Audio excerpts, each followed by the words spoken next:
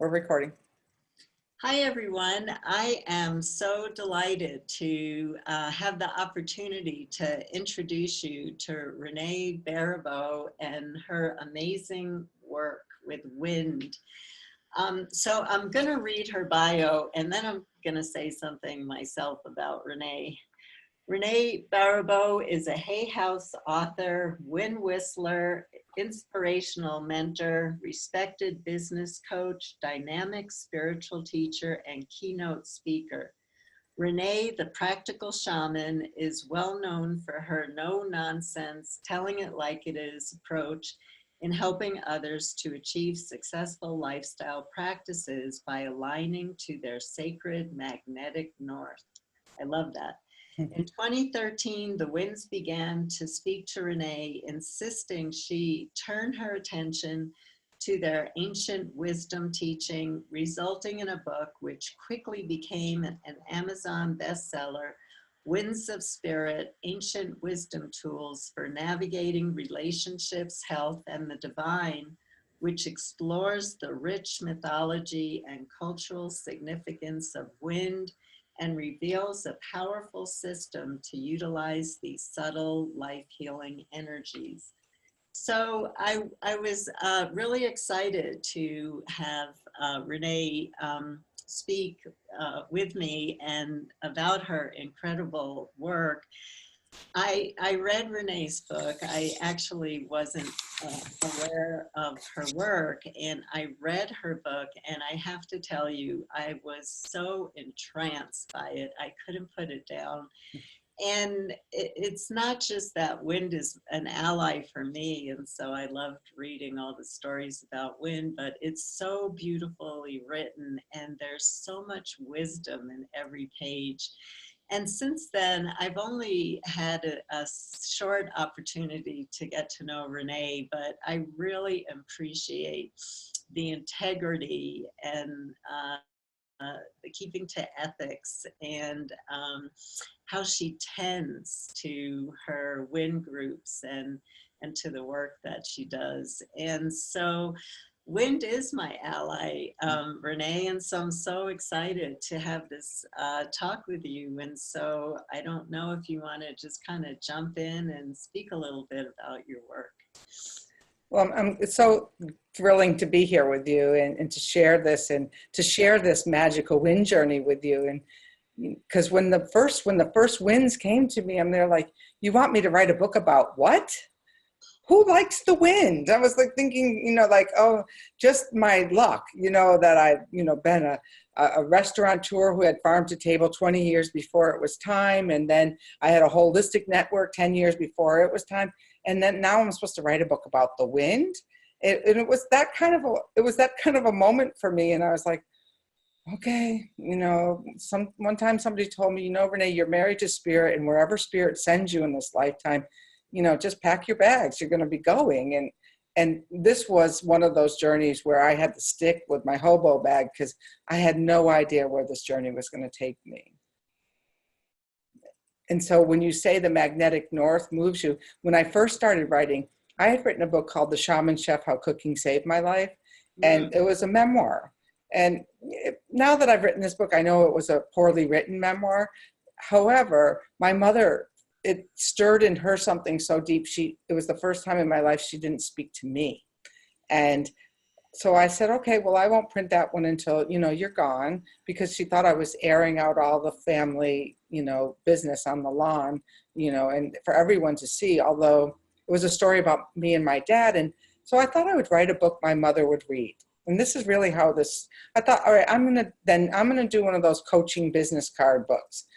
And I said, is your compass pointing true north? I didn't even know what a compass was. So when I got into the research, all of a sudden I was in 3050 BC with the feng shui compass. And I'm there like, well, that's curious. It's a lodestone floating in a bowl of water that points north and south automatically. And it got me going. And I was on a medicine journey, and I saw that we're the same dynamic as that. We're the lodestone with all the water, aligned to our magnetic poles when we're in alignment. And from there, it just went forward. to the 1500s. And then I saw, well, this is also interesting that all the compass points are wind points. And there the mystery opened. That's really beautiful. I think that there are people who are really terrified of the wind. You know, I know that for me, how wind actually became my ally was because I was so terrified of the wind. I had so many memories of being a little kid growing up in New York, and I had to walk 10 blocks to school every day, and these, you know, hurricanes would come through, but not strong enough to close the schools down, but the winds were strong enough to, you know, blow me all over the street. And so I never felt like I had control. And then I was on an airplane, and we were flying into Reno, and the plane got caught in a wind shear, which planes don't survive getting caught out of you know, in a wind shear. The wind just really takes it down.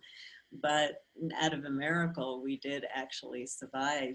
And so I got really nervous about wind, and I became nervous about flying and scared in turbulence. And the wind came so strongly to me. And then I was really able to notice as wind would talk to me and about my control issues in life, how I can heal that. Wind also started to talk to me about how I oftentimes talk about, I feel like I'm doing my work alone and I don't have support. And Wind said something very touching to me.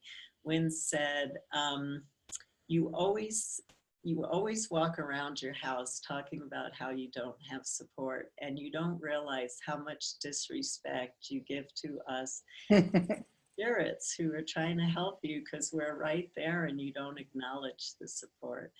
And so I've met people who are afraid of wind, but yet I met people who just love the wind.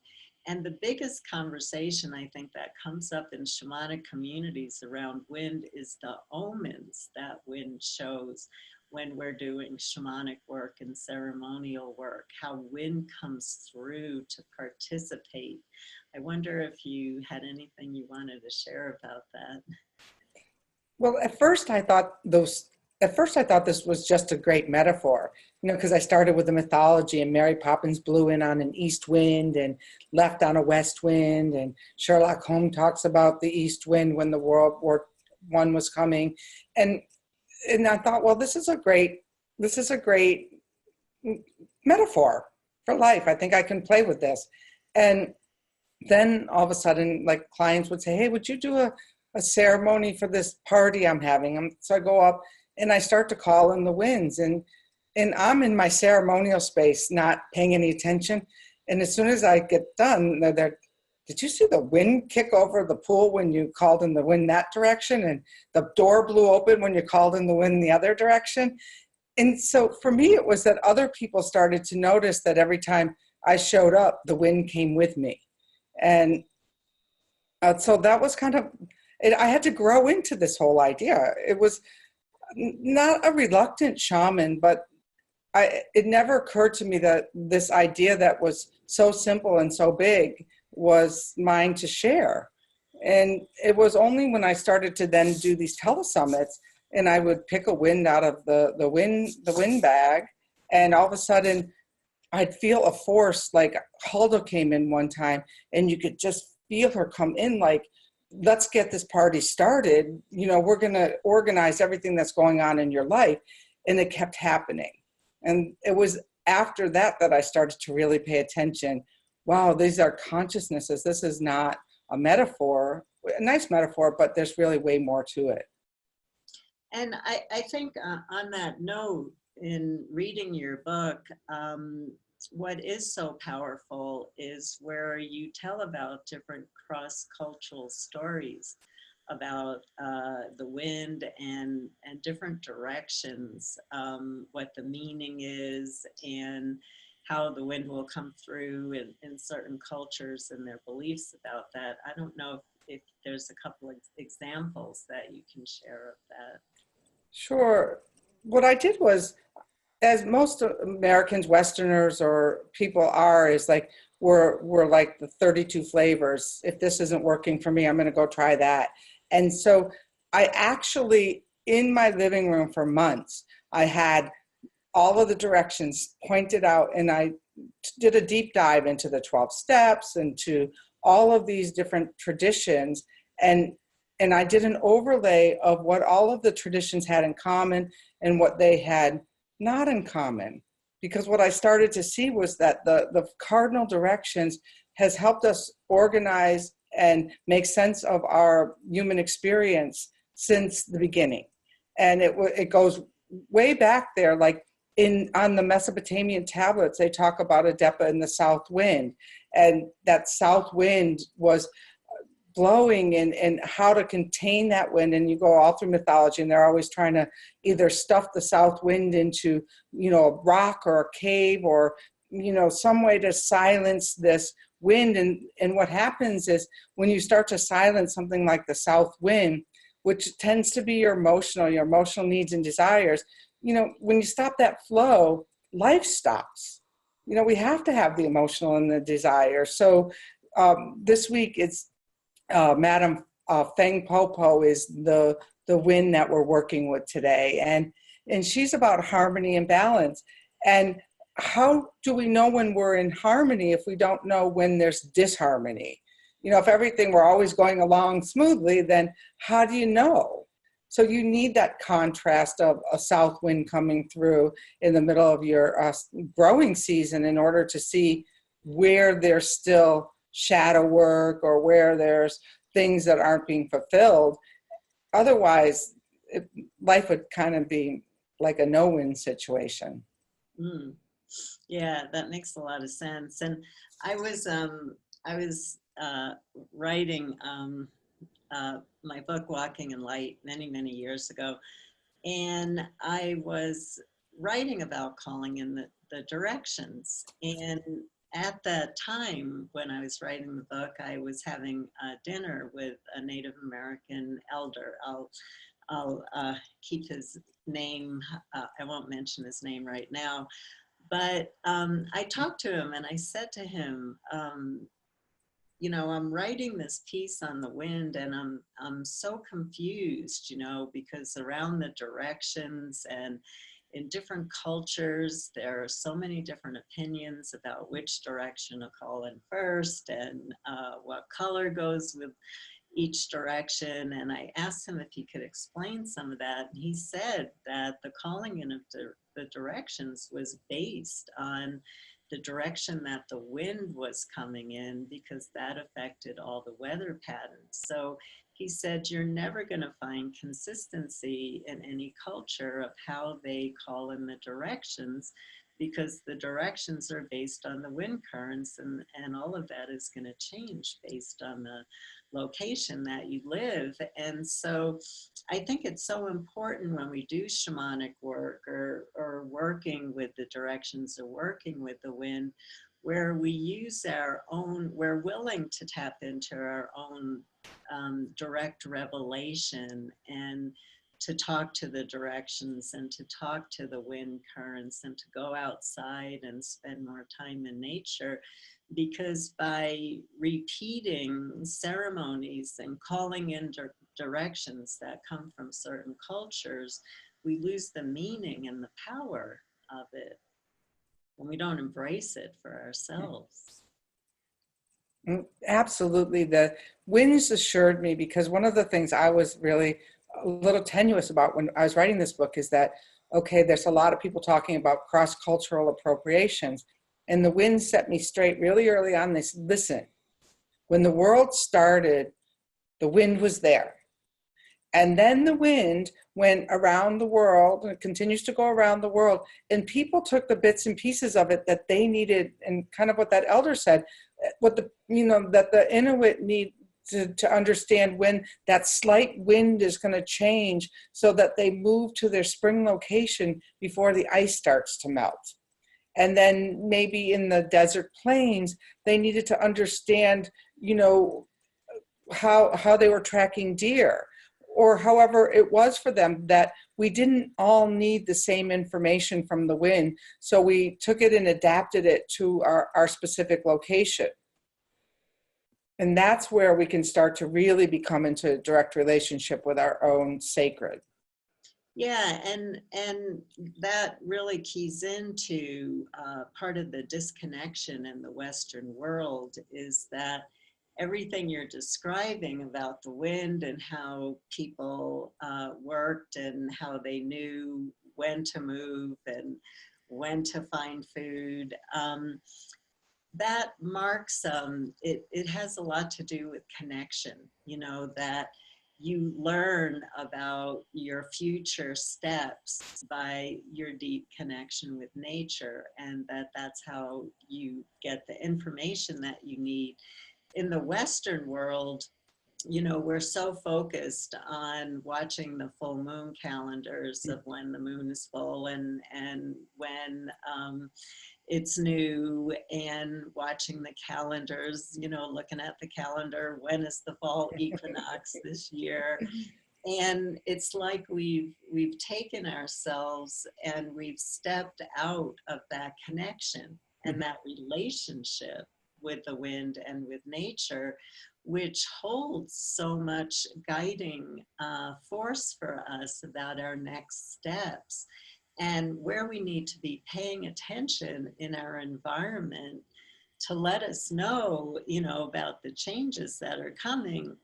Like for myself right now, we're noticing this very different migration of birds than we've ever seen at our house before. And so watching the calendar is meaningless right now. Watching the animal life at my house, I'm realizing that something different is going to happen in fall this year than in the past. And the calendar isn't going to tell me that, but nature, by doing deep listening, nature is going to guide me in that particular way. And so part of our soul illness in the Western world is how we mark time in such a linear way instead of that relationship with nature is how we would mark time. And it's fluid, and it's changing, and in all of the things that, you know, people say, oh, that we're, you know, that the world is heating up, and, you know, and all the climate change, and the world has gone into a climate change and heated up many times over the lifespan of the world itself.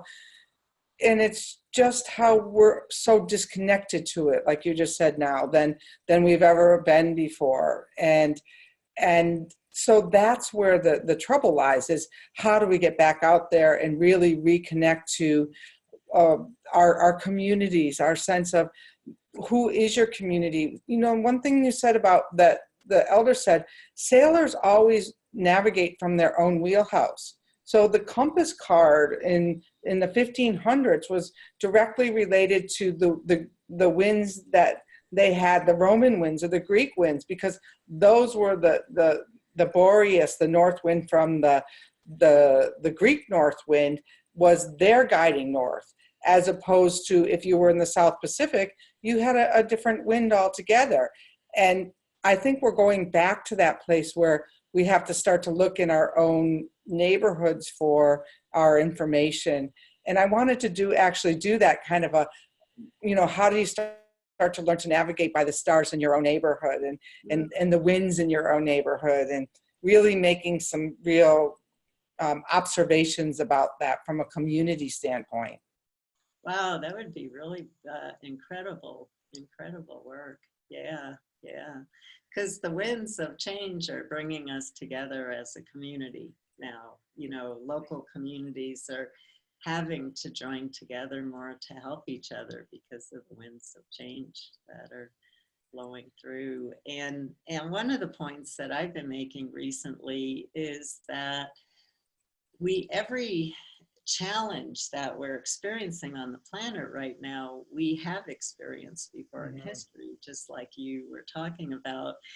And why aren't we reaching, with shamanism and the power of direct revelation, we can communicate with our ancestors who went through these changing times and ask them for advice on what they did to come through, or what changes we could make in our lives that would prevent whatever outcome happened for them.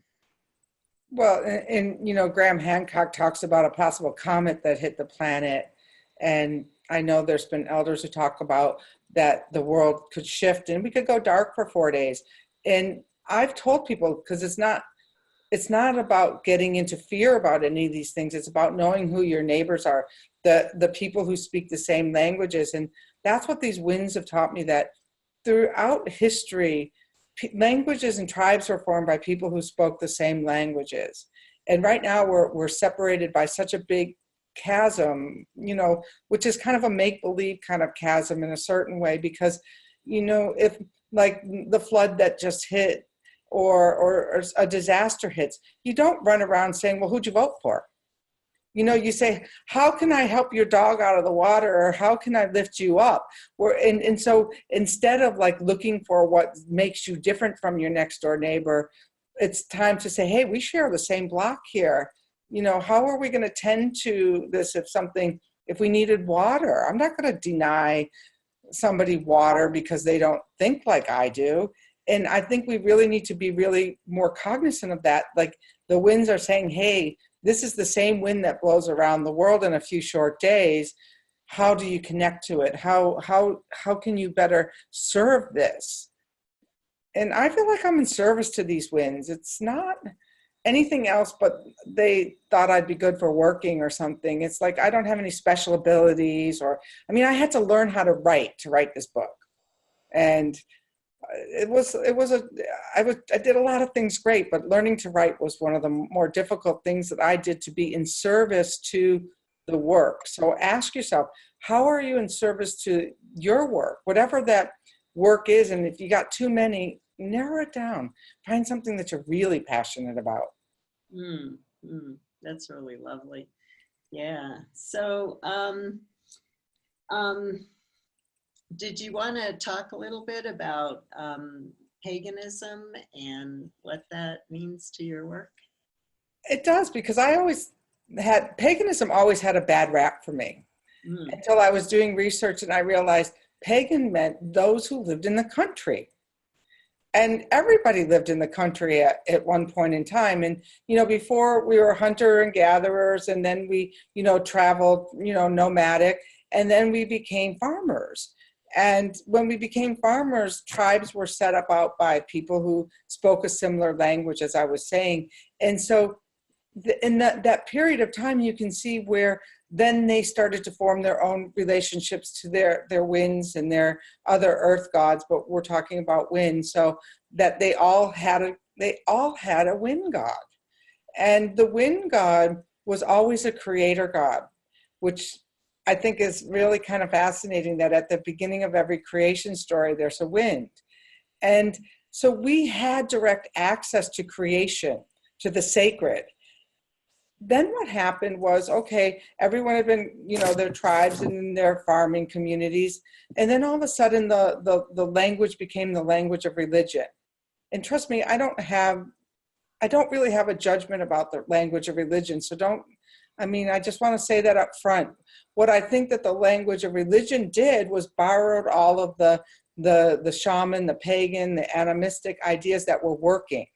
They didn't necessarily take the ones that didn't work, but they took the ones that people could buy into, because people have always sought a spiritual experience. And so when, if you see in the Catholic Church and they take, and, with the copal, and they take what's called a thurible, and they, that was a tradition of like smudging that went way before that. And so what happened was people somehow over a course of a couple thousand years, we became disconnected from the people who lived and prayed out in the country. And so if you go to Poland, there's still these altars all over in the fields. And if you go to island places, you see where people build rock altars still, because we never, those ancestors thought those ideas were so important. They continued to pass them on through music, mythology, some long lyrics. And so what happened is now people aren't in churches anymore. And so they've left the churches, and so we have to find a way back to our sacred. You know, Karen Armstrong talks about a God-shaped hole plaguing us. And what is that God-shaped hole? It's like, well, it used to be we prayed to the Holy Spirit and Nirvana and, you know, the Ruach and Baal. Well, they're all wind. They were all forces of nature. So if we've taken ourselves out of those church pews, then we can go direct and have a direct revelatory experience with God once again and fill up that hole. That's really beautiful. Yeah, it's a time on the planet where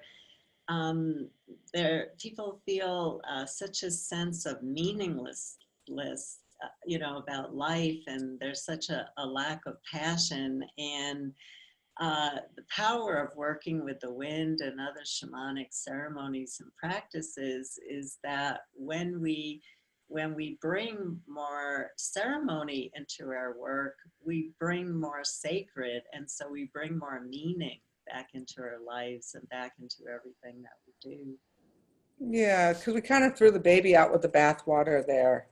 And, you know, we scaled it down to, okay, we're going to church or synagogue twice a year. And then now it's just like everyone's running around saying, I'm spiritual, but I'm not religious. And, you know, to me, spiritual have a set of principles. Like, you know, the AA, they have 12 steps, and then they have a whole foundational 12-step principles. You know, it's something to live by. If you think that you're just walking around spiritual, but having no integrity, then you're not. It's just that simple. You're not. And so, you know, in your new book, you talk about how to bring that into the everyday life, how to make every day sacred. And that's kind of what these winds are inviting us, that you can go right outside your door, ask the wind a question, and then it will tap you on your cheek and you can start to walk. And you can too have that. You don't need an intermediary. You and the wind can have a experience. Yeah, that's really beautiful. You had an example of wind believers in Turkey that you were going to share. Yeah, so they're in Turkey, the nomads, when they would go through the sandstorms, they were the Yaruk, and they were wind believers. And unfortunately, when the Muslims came in as the primary religion in Turkey, it decimated all signs of the Yaruk. And I was at Religion and Society a couple of years ago, and there was a woman speaking about, you know, the religion over, and they don't know about these wind gods. I sent somebody to Turkey on a hunt for some things, and they don't know about them, but I suspect they will as they keep digging the temples and the things that they're just finding from the past. Because in Mexico, once we started shipping the wind whistles, which are these ancient vessels that this anthropologist is making for me, once they started shipping across the border to the US, they raised a supermarket in Mexico City, and beneath the supermarket was Ecatel's temple, and Ecatel is the wind god, the wind god aspect of Quetzalcoatl. But the temple had been buried for centuries. So this wind is kicking up, requesting that we pay attention to it. And you use the wind whistle in your work. How do you use that? Well, recently it's teaching me. I found it originally, and it's like been teaching me, because lately, all of a sudden, I have a client who was struggling with an addiction, and I said, go outside right now and stand on the grass and blow your wind whistle. And she's blowing it. She went into a spontaneous kind of a rebirthing. And while she was doing that, I was playing my wind whistle a lot more gently than she was playing hers. And I did this spontaneous extraction with her that I ended up having to then, discharge. And then it happened again when I was teaching at Omega with another student that was playing the wind whistle and went into an altered state, and all of a sudden had a whole experience that she didn't know about. But I've been using it to call upon the winds, and I thought we would do a little wind whistling thing here. That's great. Does that sound fun? That sounds great. Are you ready for that? So, so the wind, it's so simple. It's not like you have to go out into the jungle or do the hikes through Chile like I did, or, go spend all night at the fire ceremony. You can invite the wind in and start to use it in your life on a daily basis. And one of the ways you can do this is, those chronic and nagging thoughts that just, like a broken record. And, we all have them sometime. A boss you don't like, your husband or partner making, incessant demands. Well, you can take those and actually invite the wind to help you remove them. And so what I'll invite you to do is to close your eyes and then think about a thought that just is like replaying in your mind a lot lately. And what you do then is actually write those thoughts in the air, in the air right in front of you. You can either do it in your mind's eye, or you can actually take your pointer finger and write it all out. And then I'm going to play the wind whistle, and I'm going to call upon Madame Feng Popo, who rides on the back of a tiger. And she's going to come and she's going to collect up those thoughts you just wrote on the air. She's going to take them and put them in her wind bag, and then she's going to wrap it and tie it.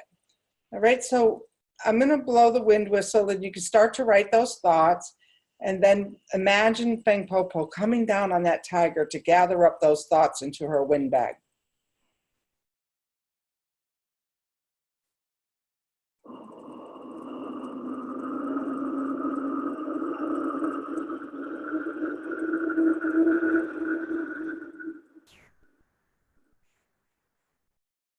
She's swooping down, she's gathering them all up.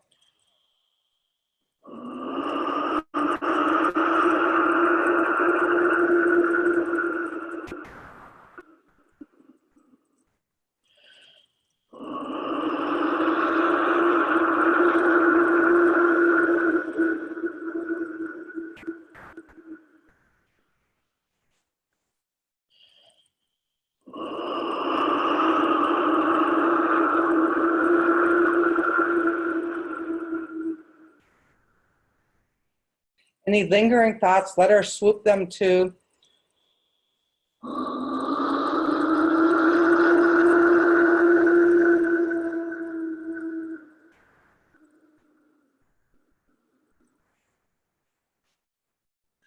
And now she's going to tie that wind bag.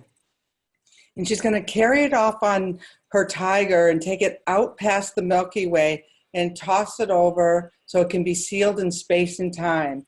So let's help her get that flight. Because the wind bag's very heavy as she went around the world today.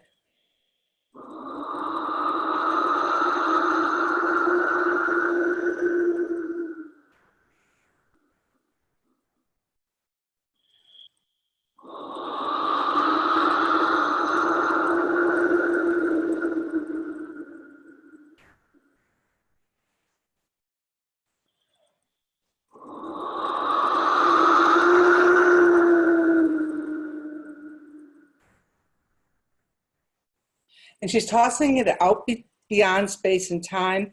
And then we're going to seal it. And then come back and see if you feel a little bit lighter.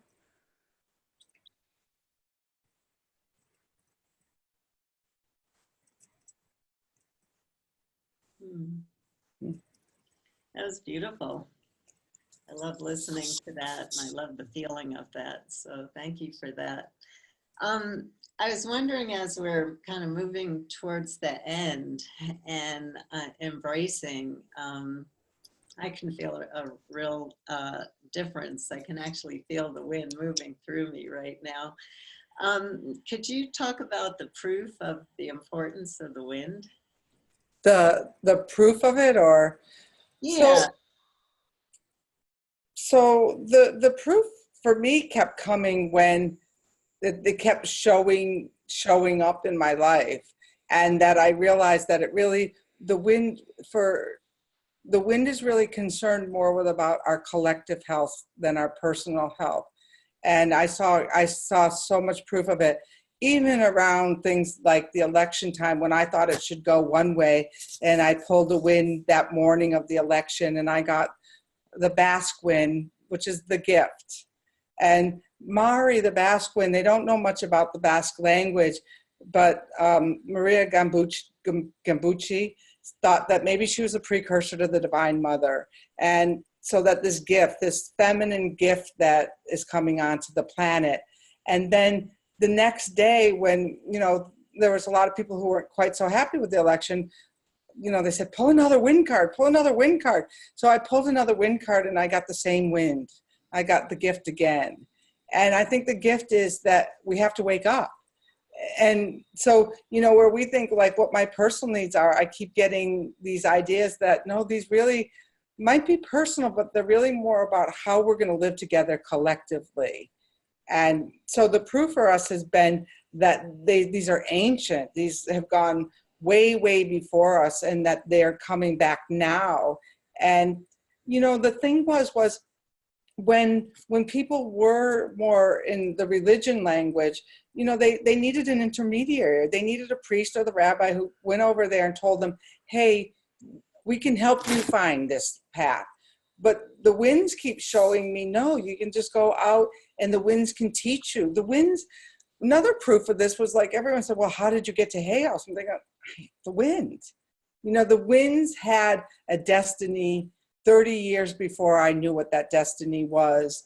And I know that that's true because I searched.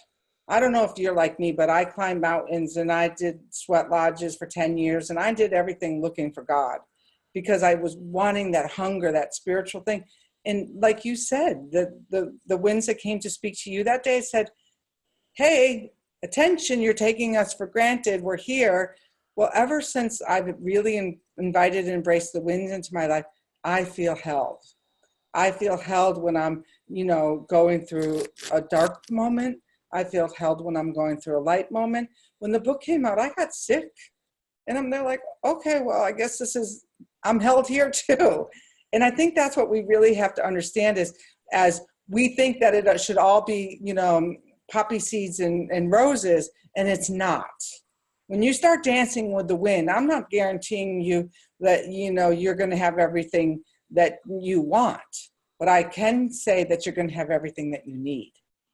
And that's the proof for me. That's beautiful. Well, I just want to, that's it right there, but I want to give you the opportunity to say anything else that you would like to share. And also, please let us know how we can find out more about your work, all your contact information, your website. I know people are going to want to learn more. Here's a picture of the book. So if you're looking for it, you can see it's a beautiful cover. And so Winds of Spirit, you can get either on my website or on Amazon. The wind whistles are available at my website and anywhere I go to speak. And we have wind believers all over the world now. I have a wind clan on Facebook, and it's a growing group. And what's really great about it is that people show up and share their real experience. They find it a sacred, safe place to be who they are and really work with these energies, which is so exciting. And if you need to reach me, you can write me at Renee@thepracticalshaman.com.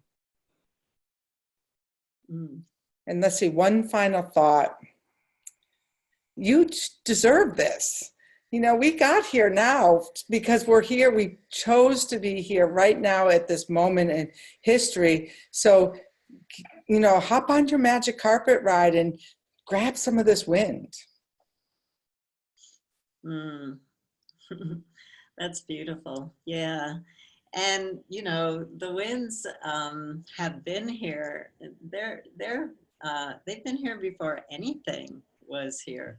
So what an ancient wisdom keeper that we have to support us on every level in our life. And so I want to invite everybody who's listening to do your own journey work and your own meditations to learn more about the wind. But most of all, go out into nature and take walks and hold questions and see if a symbol comes to you when the wind comes by, or if you get a feeling, or how you feel when it touches your cheek or plays in your hair. Really start to build a relationship with the forces of nature who are such wisdom keepers for how we can ride this next wave that we're all riding together. So I give thanks to Renee, and I give thanks to the spirit of the wind, and I give thanks to all of you. Blessings. Thank you.